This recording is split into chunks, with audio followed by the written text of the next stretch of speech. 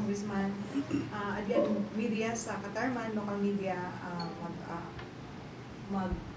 para sa mga press ng friends, mangutan na sa imo ko ng mga issues nga si labi na sa bag nga natabo pala nga pagbaha sa most towns sa Northern Samar. So, okay, ako makikang Congressman Paul Dasa, sir. Good afternoon. Ngan saya na siguro ang pinaka-importante nga amon primero nga karuyag i-plaster sa imong pakiana bilang tumindog o representante sa Premier Distrito sa natong lalawigan nga kadaman sa mga bungto dinhi naapektuhan sa itong masasugad naton sayo na naman nga rimalaso sa naturalisa din sa aton probinsya.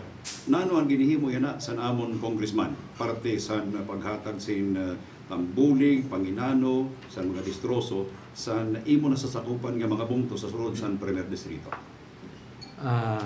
Salamat. Upay nga kulob sa iyong tanan. Gintikangan na namo ang mga relief efforts kay maramang kamo na ang frontliners sa nato mga LGU sa nagpapasalamat sa ato mga mayors, sa governor, nagtikang na ang mga relief operation. Nag-augmentation ng national government pinaagi sa DSWD. Ngani upod ko kanina si Secretary Rex Gatchalian, medyo naglibot kami, Estoya, nag-planning. So, ginko-coordinate na yan ang relief good operation. So, diri mamenos 10,000 families ang matatagan food pack na per household. Hindi nga food pack siguro good for 3-4 days. Ang plano sa food pack magkakayon sin second wave noon. Pagkatapos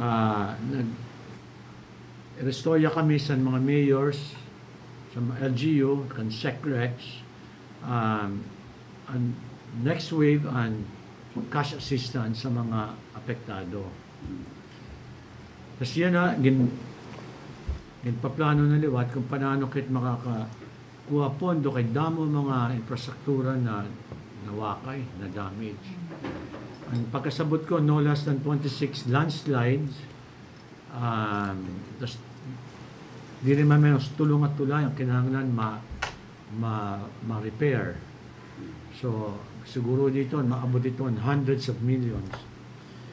So, ako trabaho na siguraduhan na magkayamupay nga coordination sa DSWD sa yana for relief, and then unina, coordination sa DPWH, OCD, Office of Civil Defense, ngan sa National Disaster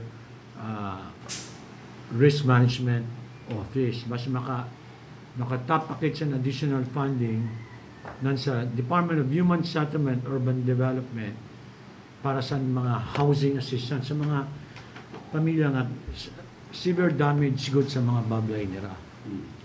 So, damo trabaho. So, partnership ini sa LGU national nan sa congressman.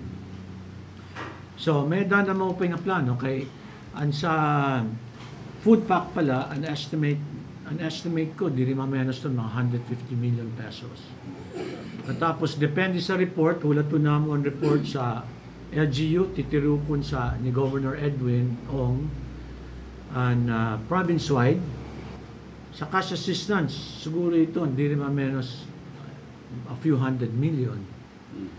And then, liwatan may nabo pag-abat ko sa agricultural, housing, and infrastructure support. So, ining aton sitwasyon, relief and then recovery.